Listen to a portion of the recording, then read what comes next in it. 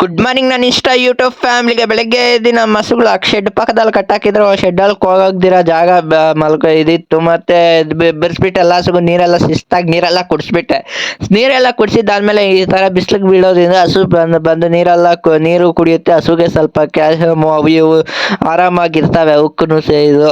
ಅದಾದ್ಮೇಲೆ ನಮ್ಮ ಪಡ್ಡೆನ ಹಿಡ್ಕೊಂಬಂದೆ ನಮ್ಮ ಡಾಕ್ಟ್ರಿಗೆ. ಯಾಕೆ ಅಂದರೆ ಅವ್ರು ಟ್ಯಾಬ್ಲೆಟ್ ಕೊಟ್ಟಿದ್ರಲ್ಲ ಈಟಿಗೆ ಬರಲಿಲ್ಲ, ಅದಕ್ಕೆ ಇನ್ನೊಂದ್ಸತಿ ಟೆಸ್ಟ್ ಮಾಡಿಸಿದ್ರೆ ಆಗಿತ್ತು ಅಂತ ಹೇಳಿದ್ರು. ಕೈಗೆ ಸಿಗ್ಲಿಲ್ವಂತೆ ಒಕ್ಕರು.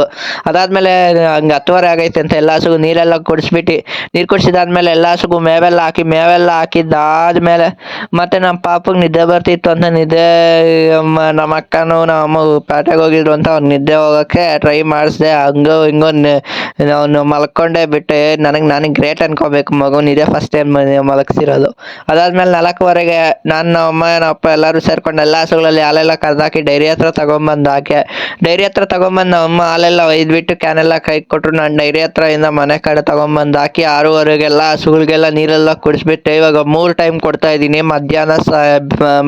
ಬೆಳಿಗ್ಗೆ, ಮಧ್ಯಾಹ್ನ, ಸಾಯಂಕಾಲ. ಮತ್ತು ಹಸುಗಳನ್ನೆಲ್ಲ ನೀರೆಲ್ಲ ಕುಡಿಸಿದಾದ್ಮೇಲೆ ಒಳಗಡೆ ಕಟ್ಟಾಕಿ ಇವತ್ತಿನ ಸಮಾಚಾರ ಇಷ್ಟೇ. ಸ್ವಲ್ಪ ಆದರೂ ವಿಡಿಯೋ ಇಷ್ಟ ಆಗಿದೆ ಸಬ್ಸ್ಕ್ರೈಬ್ ಮಾಡ್ಕೊಳ್ಳಿ, ನನ್ನ ಇನ್ಸ್ಟಾದಲ್ಲಿ ಫಾಲೋ ಮಾಡ್ಕೊಳ್ಳಿ. Thank you for watching.